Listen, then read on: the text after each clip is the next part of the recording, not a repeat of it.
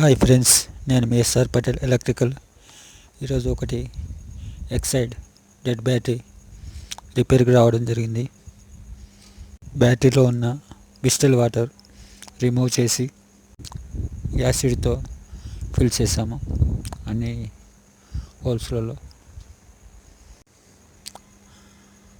హోల్స్లలో acid fill చేసాము. 150H battery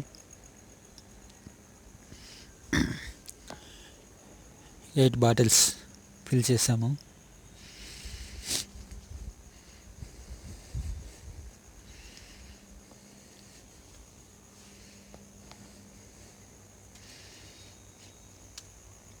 charging పెట్టాము.